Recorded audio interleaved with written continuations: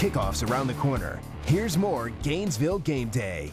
Chris, Florida, Idaho, we've talked about it, not close on paper, but for the Florida offense, under Kurt Roper this season, how much pressure will be on the Gators today to blow Idaho out? I think there's a lot of pressure. Florida has not looked good in their openers over the last 2 years. So first of all, you want to go out there, you want to establish yourself as a much different team than last year. And secondly, as we talked about, that offense, there's a lot of buildup around it. So I think much like the 1990 season when Coach Spurrier rolled out his offense against Oklahoma State, I'm looking for a big outpouring of points today. I'm looking for that 50-point mark to be broken. And that would certainly help Muschamp's hot seat, too. I'm sure, to get some points flowing in there, really kind of getting the momentum back in this program, beginning today with Idaho. Well, Chris, let's hear what your Florida keys to victory are for today. The Florida Keys, sponsored by Foundation Technology.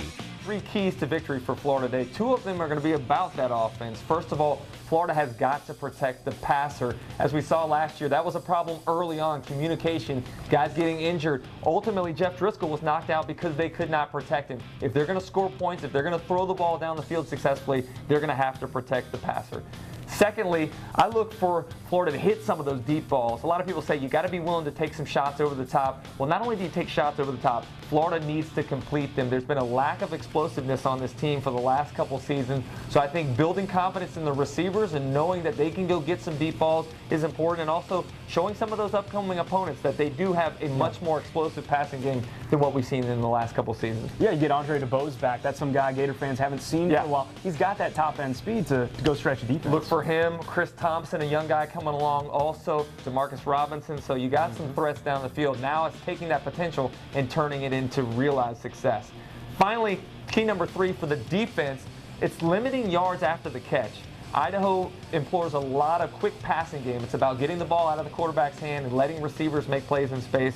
Florida's replacing some guys in the secondary, so it's going to be important that they come up, make the tackle, and not let yards after contact build up for that Idaho offense. Absolutely. Now, we've got something different this college football season with a 4-team playoff. And before we get to picks, let's try to go through and see who we think might be able to make it. I have UCLA, Auburn, Michigan State, and Florida State. I agree with you. As hard as it is for me to say that about Florida State, I think they have a great football team in a conference that's on its way up, but still not exactly where the SEC is. I think Florida State gets in there. I really like Oklahoma. I think they're going to be favored in every single game that they play this year. I also like Alabama. I thought Auburn was a little bit of a fluke last year, winning a couple lucky games down the stretch. I think Alabama reestablishes themselves as the cream of the crop. Oregon, I think it's finally their year. Marcus Mariota coming back to prove that they are a much tougher team. You've seen that matchup between Oregon and Stanford be the deciding factor in years past. I really think that Oregon gets past Stanford this year and makes it to the college football playoff. Yeah, all these sort of big picture scenarios and sort of what's happening in other conferences outside the SEC, really going to be a lot of fun to kind of see as the season develops. But let's see how we think Week 1 is going to develop with our picks for today. The Picks, sponsored by your local Central Florida Honda dealer. And the first game we've got on tap to pick in our pick segment, Ohio State and Navy. That's right, Urban Meyer coming to the season ranked number 5. That was before Braxton Miller. Right. You got to kind of wonder where they would be ranked now. They won't have Braxton Miller in this one. They are playing Navy today.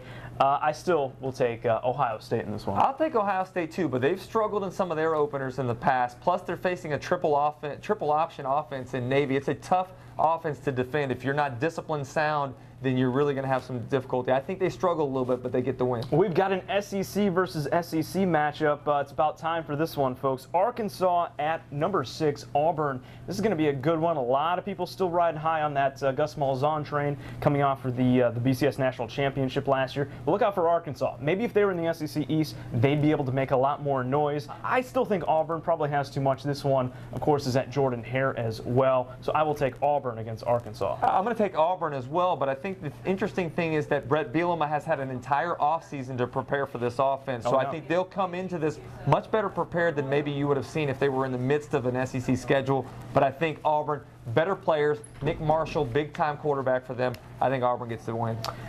Next game, moving along here, number 16 Clemson at number 12 Georgia. We already touched on how big this game is so far. This one, probably one of the biggest toss-up games. A lot of these games, it will be heavy favorites. I think Georgia just too many pieces. Todd Gurley really going to try to make a big name for himself this season. I will take Georgia in this game. How about that running back? It's not only a duo now, it's about 4 guys back there. Very difficult to stop. I like Hudson Mason an awful lot. He's a quarterback for Georgia that's getting an opportunity to take over for the entire season. Got some opportunities last year due to Aaron Murray getting injured. He's a guy that has some experience. I think Georgia is going to be one of the best teams in the conference this year, and I think they show that in game number 1 against Clemson. We've got West Virginia and number 2 Alabama up next. West Virginia kind of had a rough season last year under Dana Holgorsen.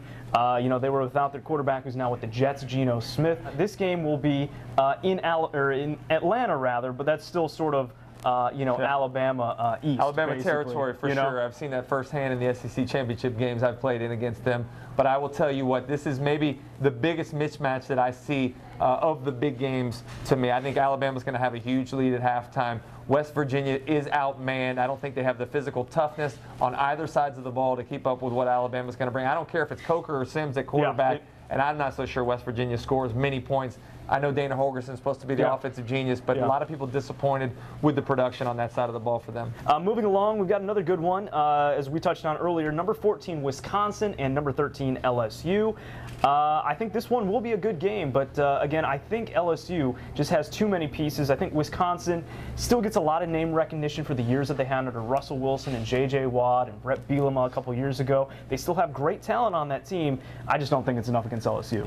LSU's kind of been that team that people haven't really been talking about this year in the conference. For some reason, everybody's on Alabama and Auburn, but let's not forget, Les Miles has built a formidable program there. I think it's that physicality on the offensive line and the running game that's the difference here, and that's kind of surprising. Wisconsin, we used to know them for being so physical running the football, but I think LSU is going to exert their will today on Wisconsin. Sounds good. And we've got 3 in-state games to round out our picks.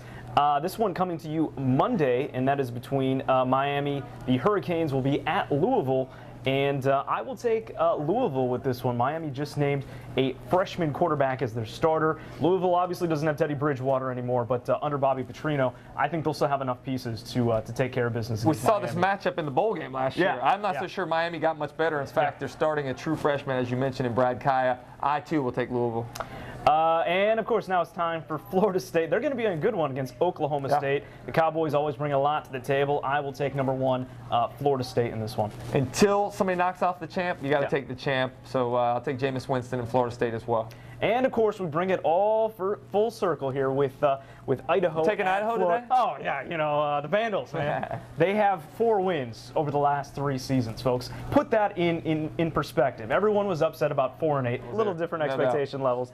I think this one is a landslide, folks. Kurt Roper is going to want to show how dynamic this offense can be. This is a defense that the Gators will be able to exploit those matchups they want. I'm taking Gators big. I agree. I told you earlier, I think Florida scores 50 on offense, and I think defensively they do a nice job in limiting some of the athletes that Idaho has.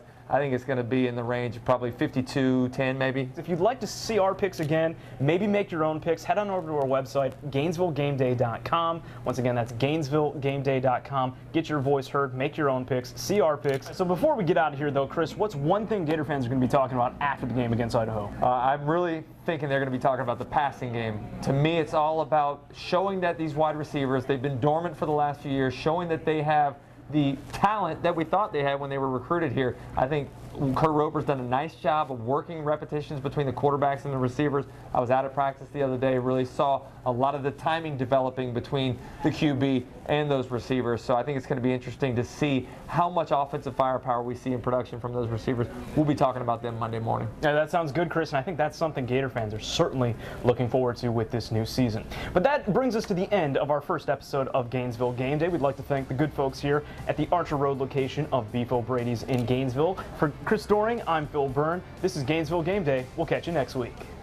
Visit GainesvilleGameday.com to catch this week's episode and make your weekly picks.